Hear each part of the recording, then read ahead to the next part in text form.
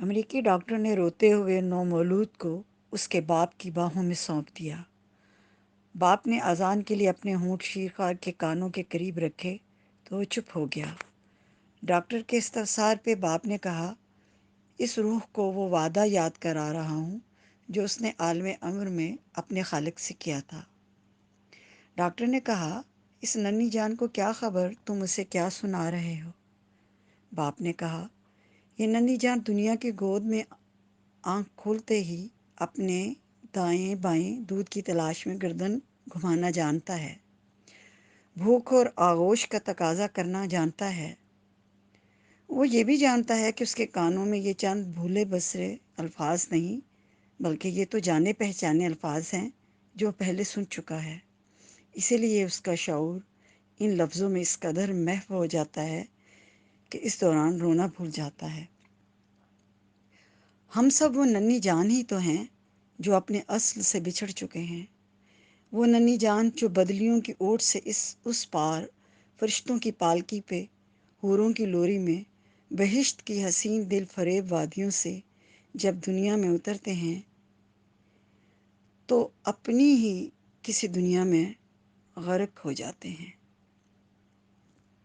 وہ پر نور سویر چڑیوں کی چہچہاتی حمد و ثنا، بچوں کا جھوم جھوم کر کلام الہی کی تلاوت کرنا، بچپن کی وہ آوازیں، عادتیں، ماحول کی بازگشت زندگی کے کسی نہ کسی موڑ پر پھر سنائی دینے لگتی ہے۔ پھر سے متبرک لوریاں اس ننھی جان کا تعاقب کرنے لگتی ہیں۔ کلام الہی کی کوئی سورہ اٹھا کر دیکھ لیں، ایک ردھم ہے، ایک سرور ہے، لفظوں کا ایک تسلسل ہے، ایک ایک حرف میں ایک عجیب سی نغمگی ہے، ایک سحر انگیز پر نور موسیقی، ایک عجیب لطافت، پر کیف کیفیت، ایسے مدینہ کی ٹھنڈی میٹھی ہوا جو سارے بدن کو اپنے ملائم جھونکوں سے مترنم کر دے۔ روح تڑپنے لگتی ہے، پلکوں پہ وصل کے ترسے ہوئے چند خشک آنسو، بے اعتبار بے ہنگم دھڑکنے، یہ دنیا دار لرزتا ہوا وجود، احساس ندامت کی ٹپکتی چند بوندیں، یہ زمین سے اکھڑتے ہوئے قدم، کپ کپاتے پھیلے ہوئے ہاتھ، آخر یہ سب کیا ہے؟ کیوں اتنا سوز ہے ان لفظوں میں؟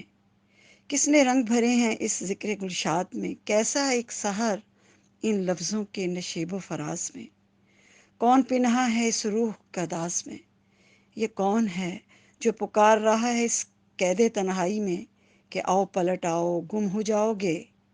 جب بھی تمہیں اداسی کی شام تنہائی کے بادل، خوف کا لرزہ، امتحان کی گھڑی ڈرانے لگے، بات کر لیا کر یار، میرے لفظوں کو پڑھ، غور کر، محسوس کر، میں ہوں نا تیرے دل کے نہا خانوں سے بھی قریب تر۔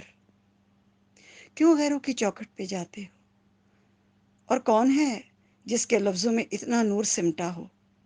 کون ہوگا جس کی آیتوں میں اتنا سرور لپٹا ہو، اتنا رنگ بھرا ہو کہ ہر رنگ میں اسی کو نمودار دیکھنا؟ تم ایک بار اس کوچہ یار میں آؤ تو صحیح، یہاں کی ہر سویر اس کی سویر کے صحن میں اترتی ہے، ہر شام ایک نئی امنگ کا دیپ جلائے ہوئے ہے، ہر درد پر بہار مسرتیں لیے جنم لیتی ہے، ہر خواب ایک نئی امنگ میں پرو کے رکھا ہے، لیکن تم ہو کہ اپنی ہی ذات میں کہیں گم، دنیا کی اس قید میں، امیدوں کی رات میں۔ یہ خود ساختہ ہجر تیری روح میں آگ بھر دے گی، بہت دور نکل گیا تو دیکھ لینا، تیرا اپنا ہی وجود تجھ سے ایک روز باغی ہو جائے گا۔ تم خود جو اس تاریکی کو اپنا ہمراہی بنائے ہوئے ہو، ورنہ تو ہر رنگ میں ہے، ہر پھول کی مہک میں، شجر و حجر میں، شاخوں اور پتوں کی اوٹ میں، آفتاب کی کرنوں، ندیوں اور جھرنوں میں۔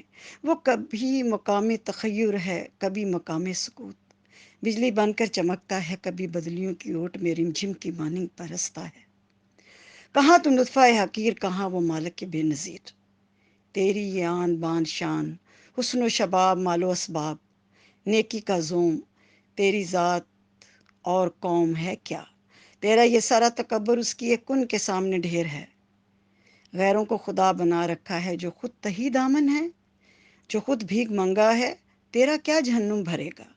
جو خود بے سکون ہے، ٹنڈ منڈ شاخوں کی طرح، بے آبرو آہوں کی طرح، گمنام راہوں کی طرح، وہ تیرا رہبر بنے گا۔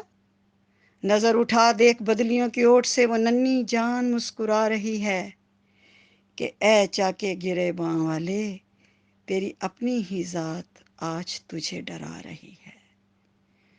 ہوش آیا تو سبھی خواب تھے ریزہ ریزہ، جیسے اڑتے ہوئے اوراق پریشاں جانا۔